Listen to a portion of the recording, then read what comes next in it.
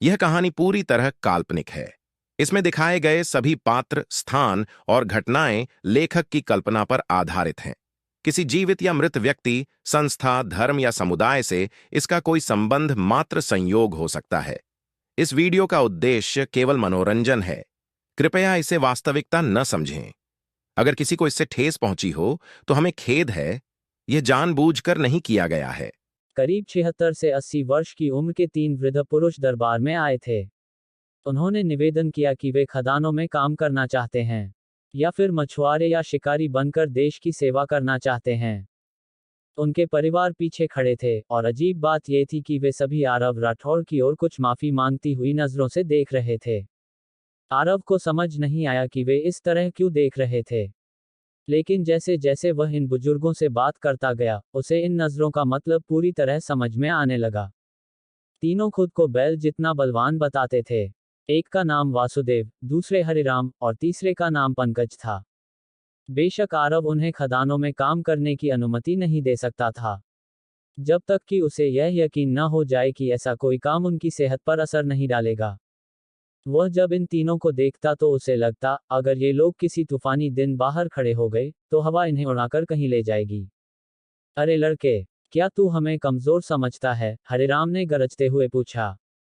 क्या कहा? पंकज ने पूछा, क्योंकि उन्हें सुनाई ठीक से नहीं देता था। वो कह रहा है कि हम कमजोर हैं, वासुदेव ने पंकज के कान में चिल्लाते हुए दोहराया। अब पंकज बात को समझ गए।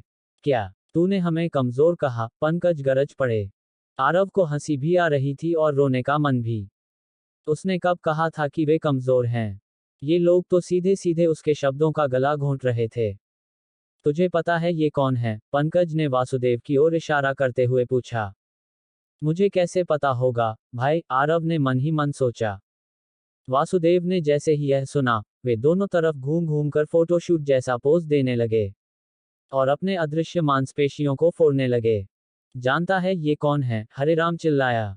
ये दुनिया के सबसे ताकतवर इंसान हैं। मैं इससे सहमत नहीं हूं, आरव ने सोचा, जब उसने वासुदेव को हवा में मसले दिखाते हुए देखा। एक बार इन्होंने सिर्फ एक उंगली से एक घातक हत्यारे से लड़ाई की थी। असली हत्यारा, सबसे खतरनाक।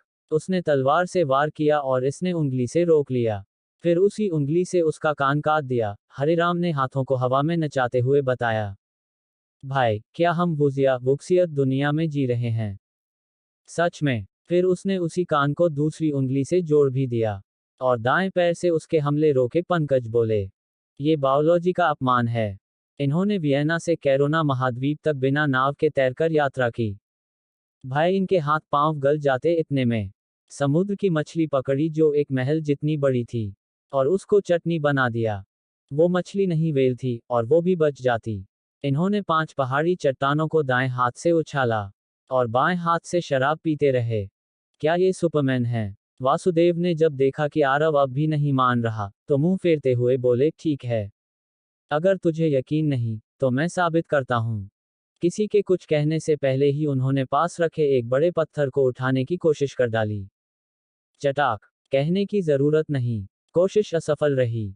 आह, मेरी कमर, तूने धोखा दिया रे। पत्थर भारी था, ये क्यों नहीं बताया तूने? धोखेबाज। वासुदेव जमीन पर लेट गए। आरव झटपट उन्हें सहारा देने दौड़ा। तो इसने धोखा दिया, सब समझ आ गया, वरना इतना ताकतवर आदमी ये छोटा सा पत्थर क्यों नहीं उठा पाता? हरिराम ने कहा। क्या इसने धोखा दिया? अब सब समझ में आ गया, पंकज ने जोर जोर से सिर हिलाते हुए कहा। कौन सा छोटा? वो पत्थर 200 किलो का है भाई। आरव ने पीछे देखा। लक्ष्मण और सारे रक्षक अपनी हंसी रोकने की कोशिश कर रहे थे। मैं फिर से चुनौती देता हूं, मैं कमजोर नहीं हूं। ये पत्थर तूने जमीन में चिपका दिया होगा, वासुदेव बोले। भाई, मेरे पास भले ही तंत्र हो, लेकिन मैं कोई भी प्रतियोगिता में इसका इस्तेमाल नहीं करता। और रुको, ये प्रतियोगिता कब थी? आपने ही बिना बताए शुरू कर दी, और अब कह रहे हो कि मैंने चीट किया। देखो, मैं नहीं कह रहा कि आप लोग कमजोर हैं, बल्कि मैं तो मानता हूं कि आप बहुत बलवान हैं, आरव ने नरमी से कहा। तो तू मानता है कि मैं तुझसे ज्यादा ताकतवर हूं? वासुदेव बोले। बिल्कुल, आरव ने तुरंत जवाब दिया। उसे खुद नहीं पता था कि और क्या कहे। ये जवाब ही सबसे सुरक्षित था। ठीक है, बस इतना जान लो कि मैं दुनिया का सबसे ताकतवर आदमी हूँ, वासुदेव ने गर्दन हिलाते हुए कहा। आखिरकार आरव ने उन्हें रॉयल गार्डन में झाड़ियों की छटाई और देखरेख का काम करने के लिए मना लिया। शुरुआत में उन्होंने मना कर दिया था क्योंकि उन्हें ये काम कमजोर लोगों का लगा। आरव ने पूरे 25 मिनट उनकी आत्मा को सहलाने में लगाए। सच कहें तो आरव को लगने लगा था जैसे वह बच्चों को पाल रहा हो। ये लोग तसल्ली और दुलार चाहते थे। सब लोग उसे आपका उच्च नेस कहते थे, लेकिन ये तीनों उसे लड़का या छोकरे कहकर बुलाते थे। साफ लग रहा था कि ये जहां भी जाते हैं ऐसे ही करते हैं। आरव ने जब पत्थर की ओर देखा तो मन बना लिया कि इसे यहां से हटा देना चाहिए। कौन जाने अगला बुजुर्ग इस पर ताकत आजमाने चला आए। वह पत्थर उठाने ही वाला था कि पीछे से तीनों वृद्ध फिर दौड़ते हुए लौट आए। तो तुझे लगता है तू हमसे ताकतवर है? तू अपने आप को हमसे ऊपर समझता है? दे पत्थर मुझे, मैं तुझे अपनी ताकत दिखाता हूँ। उन्हें दौड़ते हुए देखकर आरव को आखिरकार समझ आ गया कि उनके परिवार वाले उसे उस नज़र से क्यों देख रहे थे। आरव राठौर ने जब बमुश्किल उन तीन बुजुर्गों से पीछा छुड़ाया तो वो वापस अपने मुख्य कार्य पर लौट आया, जनसंख्या और कार्यक्षमता का मूल्यांकन। कुछ ही देर में उसे पता चला कि कुल 14,125 नागरिकों में से अब 9,700 लोग ऐसे थे जो शारीरिक श्रम कर सकते थे। इससे पहले जो 100 लोग मिट्टी के घरों के निर्माण में मदद कर चुके थे, उन्हें मिलाकर अब उसके पास कुल 9,800 कार्यकर्ता हो गए थे। लेकिन आरव बिना जल शुद्धिकरण संयंत्र, विद्युत संयंत्र और केंद्रीय ताप प्रणाली के आवासीय निर्माण शुरू नहीं करना चाहता था। उसने जब एक बार फिर गहराई से सोचा तो ये बात साफ हो गई कि अगर बाद में इन संयंत्रों के पाइप और तंत्र जोड़ने पड़े तो दीवारें और फर्श तोड़ने पड़ेंगे, यानी दोगुना काम। इसीलिए उसने तय किया कि मकानों का निर्माण 4 महीने बाद यानी सितंबर में शुरू किया जाएगा। उसका पहला लक्ष्य था कच्चे तेल को शोधित करने की प्रक्रिया शुरू करना। आरव को ये प्रक्रिया सबसे ज्यादा जरूरी लगी क्योंकि ये बाकी विभागों की नींव थी। कच्चे तेल से वो सिंथेटिक रबर बना सकता था, जिससे tyre, pipe insulation, rubber grips और तमाम जरूरी उपकरण तैयार किए जा सकते थे। साथ ही तेल मशीनों को चलाने में भी काम आता और वो ऐसे भारी भरकम यंत्र बनाने की योजना में था जिन्हें मानव हाथ नहीं संभाल सकते थे, जैसे ड्रैगलाइन खुदाई यंत्र, बुलडोजर आदि। उसने तुरंत सिस्टम से पूछा, सिस्टम, निकटतम भूमिगत तेल भंडार कहाँ है? कुछ पल बाद सिस्टम ने उत्तर दिया, सागर में, तट से 7.4 किलोमीटर की दूरी पर एक भंडार है। और दूसरा, नगर की दीवार से 3 किलोमीटर दूर, अगले नगर की ओर जाने वाले राजमार्ग के पास स्थित है। आरव को ये दोनों विकल्प अच्छे नहीं लगे। उसके पास अभी न तो तेल ड्रिलिंग पोत था और न ही नगर से बाहर जाकर खुदाई करने की आज्ञा या संसाधन। लेकिन तभी उसे एक बात याद आई, क्या सिस्टम ने खुद को सर्वशक्तिमान नहीं कहा था? सिस्टम, मैं चाहता हूं कि उस तेल को नीचे बहाकर यहां इस क्षेत्र में लाया जाए, उसने स्क्रीन पर एक क्षेत्र चिन्हित करते हुए कहा। कोई समस्या नहीं। आप इसे सतही रिसाव बनाना चाहेंगे या भूमिगत जलाशय? आरव ने चुना सतही रिसाव ऑयल सीप। यही विकल्प इस समय सबसे उपयोगी था। पृथ्वी पर भी बहुत से तेल उद्योग ऐसे ही रिसावों के कारण फले फूले थे। कैलिफोर्निया जैसे क्षेत्रों में तेल की झीलें स्वयं धरती की सतह पर आ जाती थीं। आरव ने यही प्रणाली अपनाई। कर्मियों को बाल्टियां और ड्रम लेकर तेल के तालाब से तेल निकालना था। इस परिवर्तन के लिए सिस्टम ने उससे 280 टेक्नोलॉजी पॉइंट्स लिए। अब चूंकि अन्य विभाग कच्चे तेल के बिना शुरू नहीं हो सकते थे, इसलिए आरव ने अपने सभी 9,800 कार्यकर्ताओं को रसायन विभाग के अंतर्गत एक मैनुअल प्रोसेसिंग यूनिट के निर्माण में लगा दिया। 3 दिन में एक इमारत के भीतर उन्होंने 3 गुरुत्व टैंक, 5 भिन्नावटन स्तंभ, फ्रैक्शनल डिस्टिलेशन कॉलम्स, कई भंडारण टैंक और कुछ लघु हीटिंग यूनिट्स बना डाले।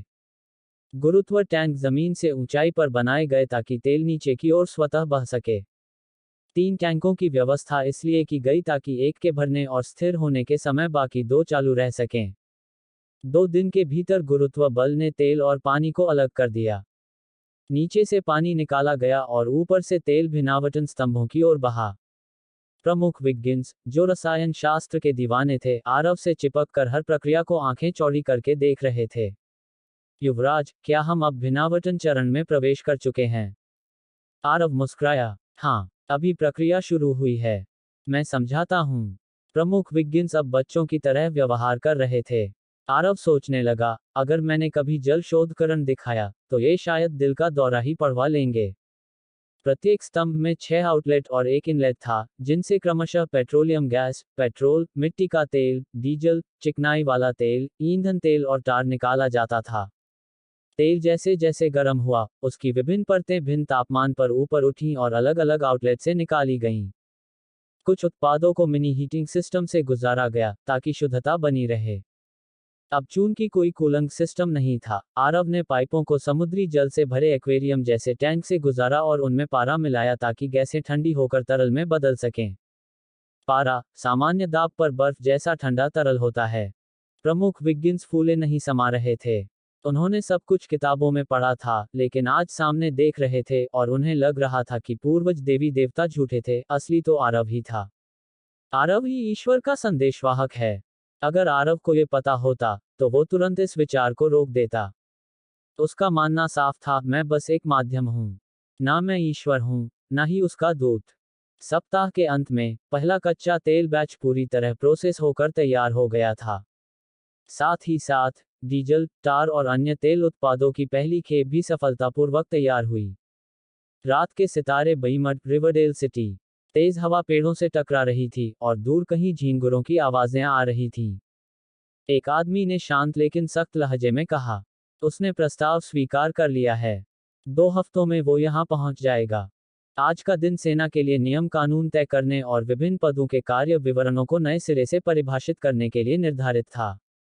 कुछ समय पहले, आरव राठौर ने उन 20 महिलाओं को जो बच्चों की देखभाल करती थी, यह जिम्मेदारी दी थी कि जब बच्चे दोपहर की नींद या कक्षा में हों, तब वे कपड़े के बैच सिलें। साथ ही, उन्होंने वसुंधरा निर्माण विभाग 4 को कहा था कि वे बैच के लिए ढेर सारे सेफ्टी पिन तैयार करें। जो पुरुष 1 सप्ताह पहले भर्ती हुए थे, उन्हें एक निर्धारित रैंक प्रणाली के तहत प्रशिक्षित किया जाना था। आरव ने धरती की सैन्य पदानुक्रम प्रणाली को अपनाने का निर्णय लिया। सबसे निचला रैंक था प्राइवेट E1। प्रत्येक सैनिक को अगली रैंक में पदोन्नति पाने से कम 6 महीने उसी रैंक में बिताने होंगे। इस दौरान उन्हें 3 बार शारीरिक और लिखित परीक्षाओं से गुजरना होगा। जो इसमें सफल होंगे, उन्हें अगले स्तर पर पदोन्नत किया जाएगा। उच्च पदों के लिए ये समय अधिक होगा, वारंट ऑफिसर के लिए 1 वर्ष और ऑफिसर रैंक के लिए 2.5 वर्ष। रैंक संरचना इस प्रकार थी। एनलिस्टेड 6 महीने में पदोन्नति। Private E1 PV1 recruit. Private E2 PV2। Private first class PFC। Army specialist E4। Corporal CPL। Sergeant SGT। Staff sergeant SSG। Sergeant first class SFC। Master sergeant MSG। First sergeant 1 SG। Sergeant major SGM। Command sergeant major CSM। Sergeant major of the army SMA। Warrant officer 1 वर्ष में पदोन्नति। Warrant officer 1। Chief warrant officer 2। Chief warrant officer 3। Chief warrant officer 4। Chief warrant officer 5। Officer rank 2.5 वर्ष में पदोन्नति। First lieutenant, second lieutenant, कप्तान, major, lieutenant colonel, colonel, brigadier general, major general, lieutenant general, general, general of the army Laxman सेनापति। फिलहाल, लक्ष्मण सेनापति इस पद पर आसीन थे। आरव ने पदानुक्रम की अवधि इस युग के अनुकूल ढाल दी थी। जो रक्षक पहले वसुंधरा आए थे, वे अधिकतर वारंट ऑफिसर की श्रेणी में आते थे। वे बचपन से प्रशिक्षण ले रहे थे और उनके पास कम से कम 10 वर्षों का अनुभव था।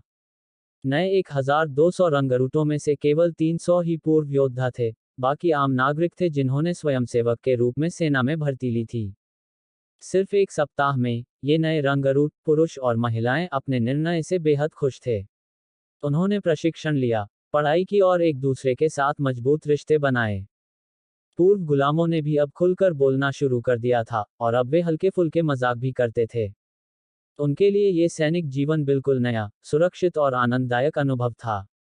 कुछ तो पहले से ही अनाथ थे, लेकिन अब उनके पास साफ सुथरे और बड़े कमरे थे, साथ में अच्छे रूममेट्स और विश्राम के समय दौड़ने भागने की पूरी आज़ादी थी। पूर्व योद्धाओं को भी आरव के पुराने रक्षकों के साथ मिलाकर विशेष प्रशिक्षण दिया जा रहा था। आरव नहीं चाहता था कि वे खुद को रक्षक कहें। अब वे सैनिक थे, वसुंधरा सेना के अनुशासित अंग। सेना की संपूर्ण संपदा में उसने लकड़ी के बोर्ड लगवाकर इमारतों और दिशाओं के नाम लिखवाए थे, जैसे वसुंधरा सेना अस्पताल, वसुंधरा सेना प्रशिक्षण केंद्र। हर दिन इन्हें देखकर सैनिकों का मानसिक रूपांतरण तेजी से होने लगा था। आरव ने सेना के किले को एक विद्यालय के जैसा बना दिया था। वे कक्षाओं में युद्ध रणनीति पढ़ते, हथियारों का अध्ययन करते, शारीरिक अभ्यास करते, फायरिंग की प्रैक्टिस करते, प्राथमिक चिकित्सा सीखते और व्यवहारिक प्रशिक्षण प्राप्त करते। हर सैनिक को उचित वेतन, छुट्टियां और अपने परिवार के साथ समय बिताने की आज़ादी भी दी गई थी। अधिकांश नए रंगरूट प्राइवेट एक श्रेणी में आते थे, इसलिए उन्हें उनके वारंट ऑफिसर और कप्तानों के अधीन अलग अलग समूहों में विभाजित किया गया और प्रशिक्षण शुरू हुआ। प्रत्येक हथियार को इस्तेमाल करने के नियम, सावधानियां और उसका गहन अध्ययन अनिवार्य किया गया। आरव ने सभी वारंट ऑफिसरों, ऑफिसर रैंक धारकों और लक्ष्मण सेनापति को विशेष लोहे की सीटी दी, जिससे वे सैनिकों को निर्देश दे सकें। आज उसने बैज वितरित किए और सभी नियम कायदे एक विशाल नोटिस बोर्ड पर सेफ्टी पिन से टांग दिए। उसने पढ़ाई की समय सारणी, फील्ड प्रशिक्षण, परीक्षा की तारीखें और अनुशासन भंग के दंड भी पोस्ट कर दिए। बोर्ड को कांच की परत से ढक दिया गया था ताकि कोई इसे गंदा न कर सके। कुल 6 बड़े बड़े बोर्ड थे, जो मिलाकर लगभग 6 शाम्प ब्लैकबोर्ड जितने बड़े थे। 1. प्रथम बोर्ड नियम, कानून और दंड व्यवस्था। 2. द्वितीय बोर्ड एनलिस्टेड सैनिकों की सूची, रैंक के अनुसार नाम सहित। 3. तृतीय बोर्ड वारंट ऑफिसरों की सूची। 4. चतुर्थ बोर्ड ऑफिसर रैंक वालों की सूची। 5. पंचम बोर्ड सैन्य समाचार और आगामी परीक्षाओं की सूची। 6. षष्ठम बोर्ड पूरी सैन्य संपदा का रंगीन मानचित्र। सभी भवनों में भी नक्शे लगाए गए थे, जिनमें मंजिलें जी, ए, बी, सी के रूप में अंकित थीं। हर नए रंगरूट को व्यक्तिगत समय सारणी और फोर्ट का मिनी मैप उनकी श्रेणी के कप्तानों और जनरल्स द्वारा दिया गया। वहां कुल 27 विशाल इमारतें थीं। सभी को अपने बैज और सेफ्टी पिन भी मिले। एनलिस्टेड सैनिकों को हरे बैज, वारंट ऑफिसरों को नीले, ऑफिसर रैंक वालों को लाल और लक्ष्मण सेनापति को चांदी का बैज दिया गया। हर सैनिक को 6 बैज दिए गए, ताकि यदि कोई गुम हो जाए तो वह दूसरा पहन सके।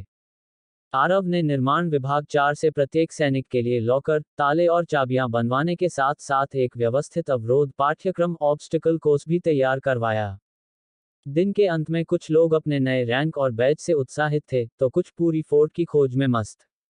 बहुत से लोगों को तो ये तक नहीं पता था कि फोर्ट में इतनी सारी इमारतें थीं। एक 29 वर्षीय महिला एक सैनिक के साथ आरव की ओर बढ़ रही थी। समय हो गया है। हाँ, मेरे राजा। जब से आरव राठौर ने वसुंधरा में डे केयर प्रणाली की शुरुआत की थी, वो हर सप्ताह बच्चों से मिलने जरूर आता था। हर बार वो उनके लिए ऐसी कहानियां लेकर आता जिनमें इंसानियत की गहराई छिपी होती, नैतिकता, करुणा, सच्चाई, वफादारी और उम्मीद जैसे मूल जीवन मूल्य। आरव को ये युग पूरी तरह खोखला लगता था। यहाँ इंसानों को इंसान नहीं, केवल ताकत का प्रतीक माना जाता था। हर जगह लड़ाई, खून खराबा, सत्ता की भूख। आरव चाहता था कि लोग केवल मजबूरी में ही हथियार उठाएं। वो नहीं चाहता था कि बच्चे यूं ही जान लेना सीखें, सिर्फ इसलिए क्योंकि वो कर सकते हैं। यहाँ मौत तो बस एक आम बात थी। अगर धरती के किसी शहर से किसी को यहाँ ला कर रखा जाता, तो शायद ज्यादातर ताकतवर लोगों को मानसिक संस्थानों में भर्ती करना पड़ता। इस दुनिया में वफादारी भी केवल तभी तक मायने रखती थी, जब तक उसके पीछे पैसे या ताकत का लालच छिपा हो। लेकिन सब बुरे नहीं थे। सबसे अधिक भ्रष्टाचार अक्सर राजधानी के आसपास के हिस्सों में होता था। जो छोटे गांव और सीमावर्ती कस्बे थे, वहां लोग सरल, मेहनती और अपेक्षाकृत ईमानदार थे। आरव समझ सकता था कि क्यों हर कोई राजधानी के करीब रहना चाहता है। आखिर धरती साम्राज्य में भी तो लोग गांव छोड़कर बड़े शहरों की ओर भागते हैं, वहां जहां अपराध और लालच का बोलबाला है। गांव के लोग अक्सर सीधे सादे होते हैं, खेतों में काम करते हैं, एक दूसरे की मदद करते हैं और जीवन को सरलता से जीते हैं। और यहीं इस नए युग से तुलना की जाए तो धरती आज भी एक स्वर्ग लगती है। धरती पर खुलेआम हत्या, उत्पीड़न या शारीरिक शोषण की सख्त मनाही थी। यहाँ तो 13 साल के बच्चे भी कभी कभी गुलाम बनाकर जानवरों की तरह इस्तेमाल किए जाते थे। ये तो सरासर बाल शोषण था। आरव के मन में घृणा भर गई थी। इन लोगों को तो पकड़कर जेल में डाल देना चाहिए, या शायद उससे भी ज्यादा।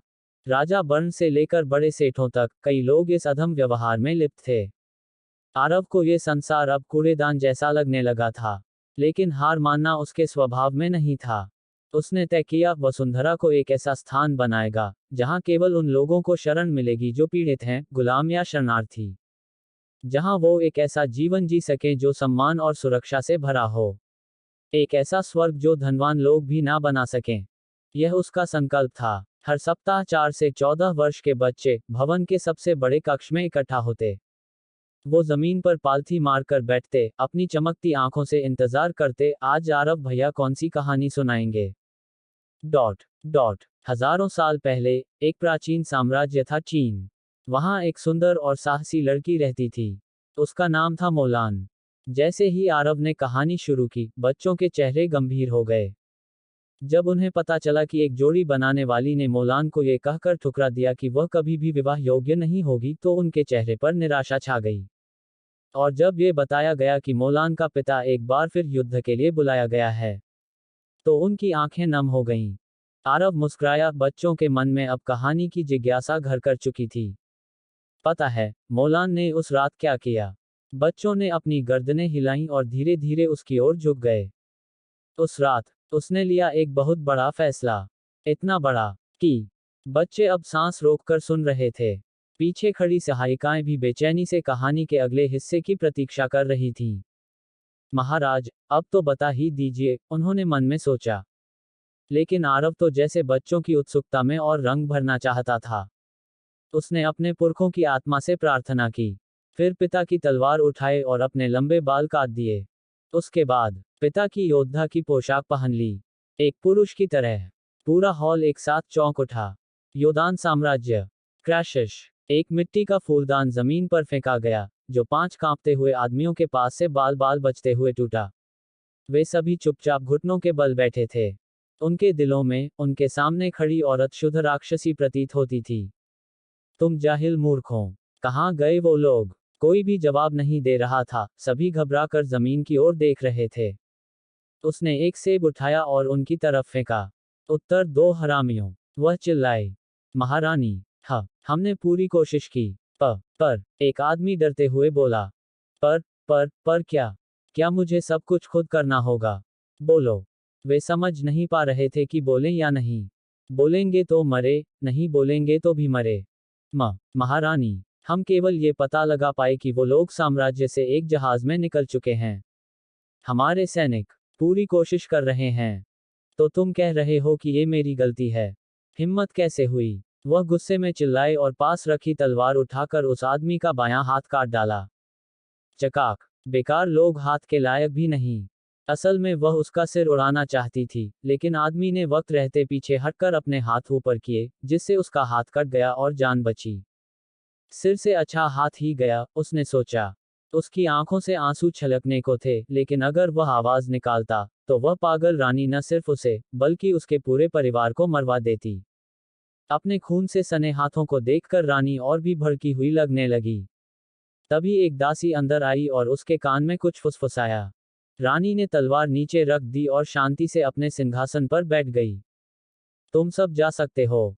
पिछले दरवाजे से निकलो। उन लोगों ने मन ही मन उस अज्ञात व्यक्ति का धन्यवाद किया जिसकी वजह से उनकी जान बची थी, और वे जल्दी जल्दी उठकर जाने लगे। तभी उस राक्षसी ने फिर आदेश दिया। रुको, अब मैंने मन बदल लिया है। प्रेरी, इन सबको काली कोठरी में ले जाकर यातना दो और मार डालो। मुझे लगता है ये मेरे पति के दुश्मनों के जासूस हैं। और बस, झूठा बहाना लगाकर उन सबको मौत के घाट उतारने का फरमान जारी हुआ। सभी के चेहरों से रंग उड़ चुका था। वे अब भी विरोध नहीं कर पाए, बस चुपचाप घसीटे जा रहे थे। रानी उन्हें जाते देख एक भयानक मुस्कान के साथ कह रही थी, अब बस थोड़े ही दिन और। वसुंधरा बेमाद। पिछले 1 सप्ताह और 5 दिन में आरव राठौर लगातार 4 समूहों के बीच आ जा रहे थे। वसुंधरा में पहुंचे शरणार्थियों और दासों के समूह को उन्होंने 4 मुख्य कार्यों में बांट दिया था। 1000 लकड़ी काटने के लिए, 1200 रबर उत्पादन के लिए, 1200 पाइप निर्माण के लिए, 6000 कंस्ट्रक्शन मशीन जैसे खुदाई मशीन, ट्रेंचर्स बनाने के लिए, 800 इन भारी मशीनों के लिए ईंधन आधारित इलेक्ट्रिकल सिस्टम विकसित करने हेतु। इससे पहले भी 200 लोगों को कच्चे तेल को शुद्ध करने में लगाया जा चुका था, और विभाग 4 में 300 लोग पहले ही थे। लकड़ी काटने वालों को आरव ने खुद सिखाया कि कैसे 2 आदमी वाली आरी का प्रयोग करके पेड़ काटा जाता है और फिर अलग अलग साइज की प्लैंकों में कैसे बदला जाता है। हर विभाग को उन्होंने मापने के उपकरण, स्केच और निर्देश दिए। पाइप निर्माण विभाग में औद्योगिक steel pipe, cast iron pipe, PVC pipe और अन्य की निर्माण प्रक्रिया शुरू हो चुकी थी। ये पाइप शहर में पानी और सीवेज लाइन के लिए जरूरी थे। आरव ने इंजीनियरिंग ज्ञान के बल पर मशीन निर्माण और विद्युत प्रणाली की शिक्षा दी। पहले उन्होंने ट्रेंचर मशीन तैयार करवाई। जब पहली मशीन तैयार हुई, उन्होंने रबर, इलेक्ट्रिकल और मशीन निर्माण विभाग के सभी लोगों को बुलाया और उन्हें बताया कि कैसे इसमें ईंधन डाला जाता है, कैसे इंजन को ठंडा रखने के लिए पानी काम करता है, और तार कैसे जोड़े जाते हैं। टिम और अन्य पर्यवेक्षक भी ये देखने आए। आरव ने मशीन स्टार्ट की। डॉक्यूमेंट सफलतापूर्वक सेव कर दिया गया है। आप चाहें तो अब इसी टेक्स्ट पर अगला भाग यहीं से शुरू कर सकते हैं। बताए, अगला भाग शुरू किया जाए। जोश ने दरवाजा खटखटाया। मेरे राजा, हमने एक हत्यारे को पकड़ लिया है। आरव राठौर तुरंत बिस्तर से उठकर बैठ गया। उसके चेहरे पर हल्की नींद की परछाइयां थीं, लेकिन उसकी आंखों में एक तीव्र चमक जाग उठी। अंदर लाओ उसे, आरव ने शांत स्वर में कहा। जोश ने सिर झुकाकर इशारा किया और 2 सैनिक कमरे के भीतर दाखिल हुए। उनके बीच में खून से सना, अधमरा शरीर घसीटा जा रहा था। उसका चेहरा मिट्टी, पसीने और खून से ढका हुआ था। वही था दुम्भो। तो यही है वो? आरव ने एक ठंडी निगाह उस पर डालते हुए पूछा। जी महाराज, इसे हमने वसुंधरा की सीमा से कुछ ही दूरी पर, जंगल के छोर पर पकड़ा। ये हमारे तैनात गुप्त जादुई जाल में फंस गया था। और जोश थोड़ा रुका, फिर बोला, ये वही है दुम्भो, धरती साम्राज्य का 5वां सबसे खतरनाक हत्यारा। आरव की आंखों में गंभीरता और गहरी हो गई। वह धीमी गति से आगे बढ़ा और घुटनों के बल बैठकर दुम्भो के चेहरे के पास गया। तुम्हारा नाम दुम्भो है ना? दुम्भो ने थूक निगला। उसका चेहरा दर्द और अपमान से तड़प रहा था। उसे यकीन नहीं हो रहा था कि एक ऐसा बीमार और परित्यक्त राजकुमार, जिसकी मौत की खबरें पूरे धरती साम्राज्य में फैली थी, इतनी खतरनाक और अजेय सुरक्षा रखता था। कौन हो तुम? दुम्भो ने कांपती आवाज में कहा। आरव मुस्कुराया, लेकिन उस मुस्कान में केवल सर्दी थी, गर्मी नहीं। जो तुम मारने आए थे, वही। दुम्भो की आंखों में भय तैरने लगा।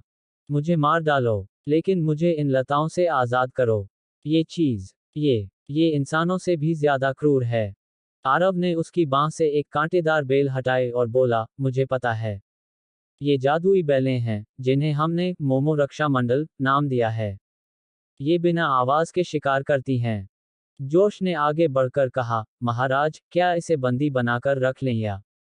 आरव उठकर खड़ा हो गया। नहीं, मुझे इसका इस्तेमाल करना है। इस्तेमाल? जोश और सैनिक दोनों चौंके। हाँ, राजा बर्न और धरती साम्राज्य के दरबारियों को शायद अब तक लग रहा होगा कि उन्होंने मुझे एक डरपोक चूहे की तरह मारने भेजा है। लेकिन अब हम उन्हें वही डर दिखाएंगे, जिसकी उन्होंने कभी कल्पना भी नहीं की होगी। आरव ने दुम्भो की ओर देखा और झुककर कहा, तुम अब मेरे लिए काम करोगे? दुम्भो की आंखें खुली की खुली रह गईं। क्या? हाँ, या तो मर जाओ, या फिर अपने जैसे गिरे हुए लोगों से मेरा राज बचाओ, और इसके बदले तुम्हारी जान बचाई जाएगी। दुम्भो को लगा जैसे वह किसी सपना देख रहा है। तुम मुझसे क्या करवाना चाहते हो? आरव ने कहा, धरती साम्राज्य के सभी हत्यारों, खुफिया एजेंट्स और उन परित्यक्त गुटों की जानकारी। और साथ ही, करुणा साम्राज्य के उन दरबारियों की, जो मुझसे डरते हैं, पर सामने नहीं आते। अगर तुम वाकई 5वें नंबर पर हो, तो मुझे अपने पीछे खड़ा कर सकोगे। जोश कुछ बोलने ही वाला था कि आरव ने हाथ उठाकर उसे चुप करा दिया। जोश, अभी इसको विशेष निगरानी में रखो। इसे ठीक से दवा दी जाए, लेकिन हर वक्त आंख उस पर हो। जैसा आदेश हो, मेरे राजा। आरव वापस मुड़ा और धीरे धीरे अपने कमरे की ओर चला गया। मगर उसकी चाल में अब एक नया आत्मविश्वास और आक्रामकता थी। दुम्भो ने फटी फटी आंखों से उसे जाते देखा। उसके भीतर पहली बार डर नहीं, बल्कि एक अजीब सी श्रद्धा पैदा हुई। क्या वाकई ये लड़का किसी दिन धरती साम्राज्य को हिला देगा?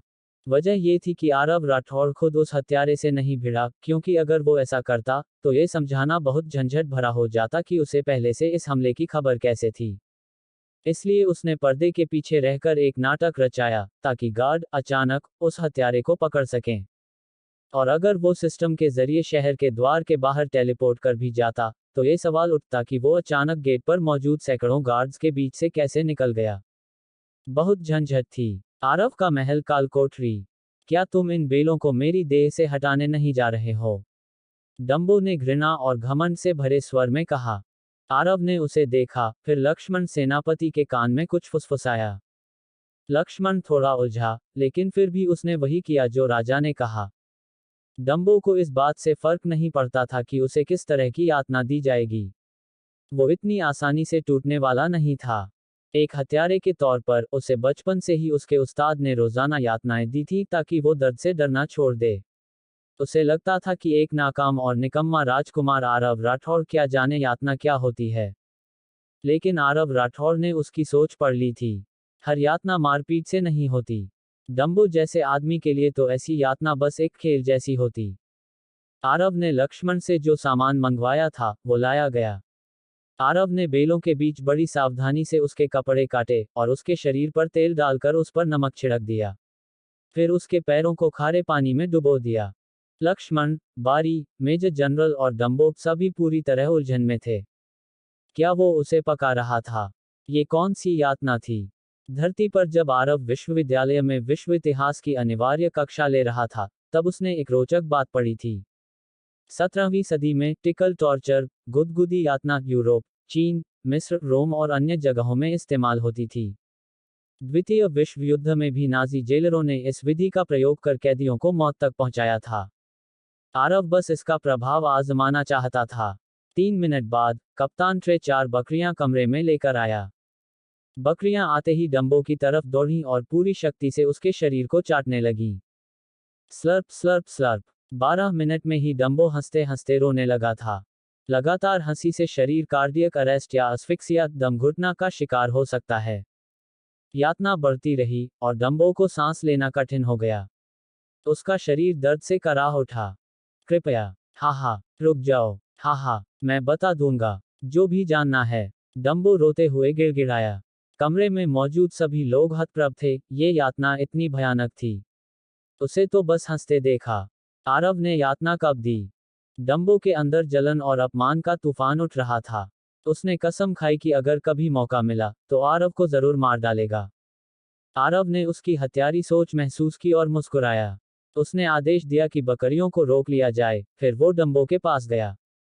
बोलो, कौन लोग हैं इसके पीछे? पहले मुझे आजाद करो, फिर बताता हूँ। डंबो ने कहा, सांसें संभालते हुए। क्या तुम्हें सच में लगता है कि मुझे नहीं पता कि मुझे मारने कौन भेजा है? क्या ये बारन नहीं था?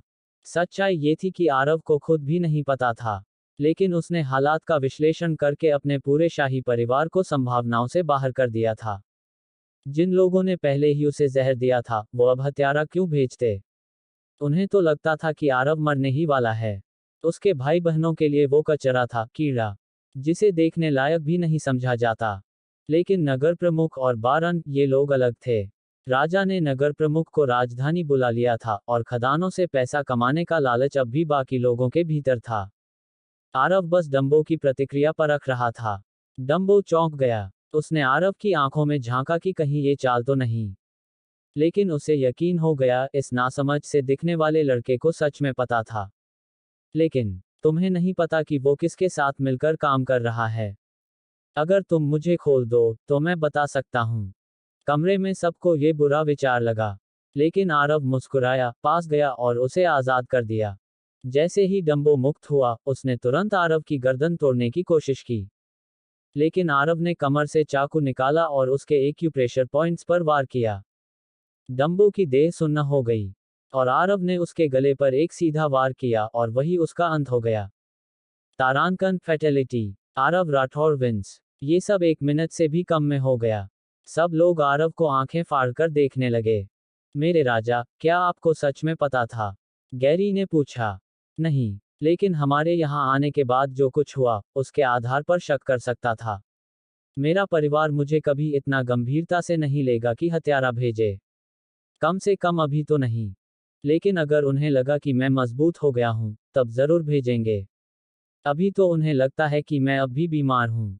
और जब से नगर प्रमुख राजधानी गया है, अब सिर्फ बारन ही ऐसा कर सकते हैं। लेकिन क्यों? हमने तो उनसे कभी मिला भी नहीं। ट्रे ने आश्चर्य से कहा। लालच। शायद वो खदान से पैसा कमाना चाहते हैं।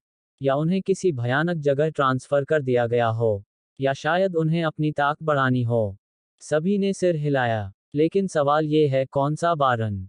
ट्रे ने पूछा। मुझे लगता है कुछ सैनिक भेजे जाएं जो उस हत्यारे का घोड़ा और सामान ढूंढें। संभव नहीं कि वो पैदल आया हो, लक्ष्मण सेनापति ने कहा। बहुत बढ़िया विचार है। मैं खुद इससे बेहतर कुछ नहीं कह सकता था। आज रात तुम सब ने अच्छा काम किया। अब इन बकरियों को खोल दो, ताकि ये अपना खाना पूरा कर सकें। और जब वो निपट लें, तो शरीर को हटा देना। सब चौंक गए। वो मर चुका है, फिर इस तरह का अपमान क्यों? जो मेरे जीवन, परिवार, मित्रों या मेरी जनता पर हमला करेगा, वो माफ नहीं किया जाएगा।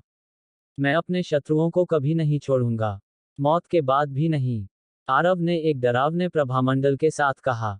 सभी सैनिकों को उन लोगों पर दया आई जिन्होंने आरव को उकसाने की गलती की थी। वो चाहते थे कि उनके पूर्वज उन मूर्खों की आत्मा को शांति दें, क्योंकि उनका राजा बहुत खतरनाक था। पर यही था वो रवैया जिसने उन्हें आरव के पीछे एकजुट रखा। वो उसे गर्व से देख रहे थे। वो सिर्फ एक राजकुमार नहीं था, वो उनका राजा था। पिछली बार आरव राठौर ने अपने सभी नए मजदूरों को निर्माण विभाग में लगा दिया था। उसने तय कर लिया था कि सांता अगली बार जो गुलाम लाएगा, उन्हें बाकी 2 विभागों में बांटा जाएगा। लेकिन फिलहाल उसे ऐसे लोगों की जरूरत थी जो निर्माण कार्य कर सकें।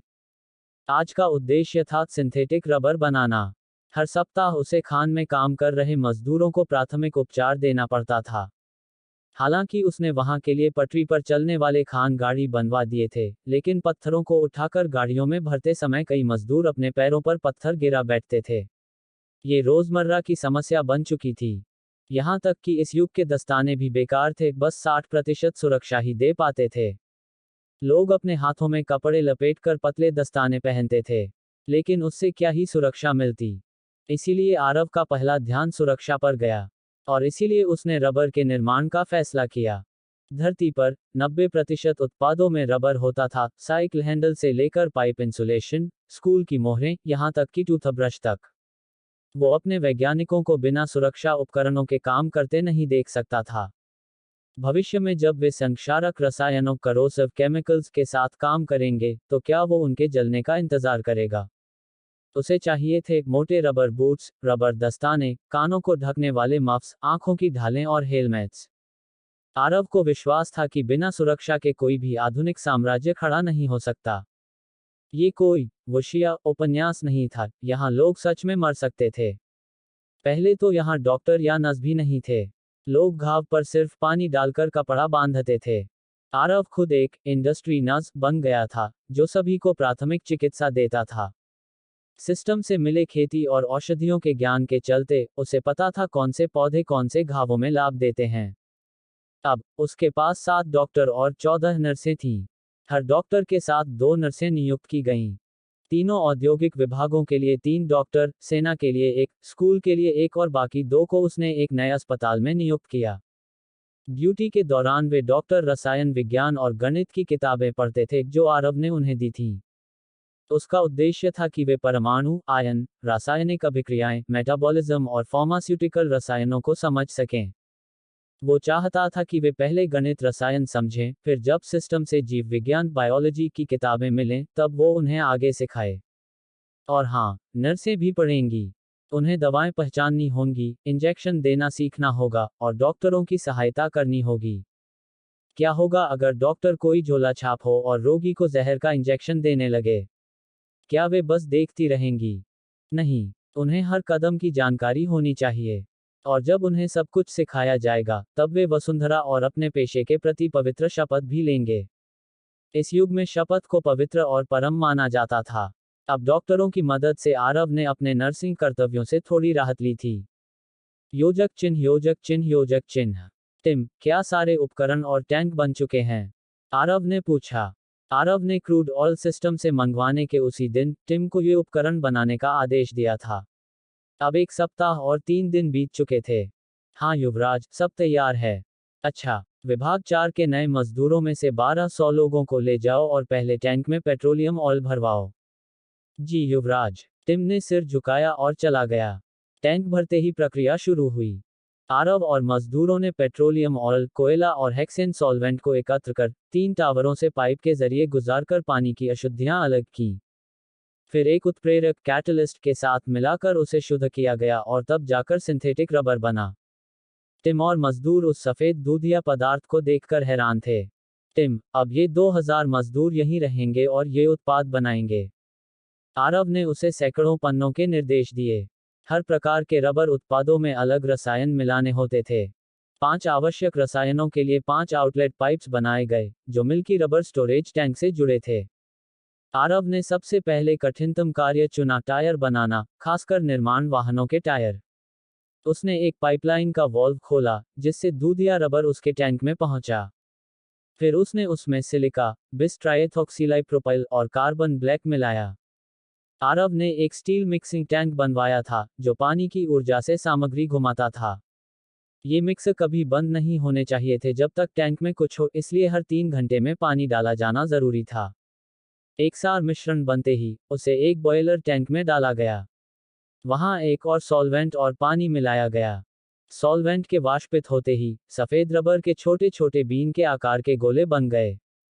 इसके बाद वह मिश्रण एक फिल्टर टैंक से गुजरा और फिर स्टीम कंप्रेसर से होकर सुखाया गया। अब वह रबर चावल जैसे सफेद बॉल्स जैसा लगने लगा। फिर उसने मजदूरों को निर्देश दिए कि इससे टायर रबर के बंडल, बेल्स बनाए जाएं। एक बंडल उठाकर आरव ने उसे गर्म किया और उसमें पॉलीक्लोरोप्रीन और अन्य रसायन मिलाकर उसे वल्कनाइज किया। फिर एक टायर का सांचा, मोल्ड बनाया गया और उसमें यह मिश्रण भरकर 4 घंटे ठंडा होने को रख दिया।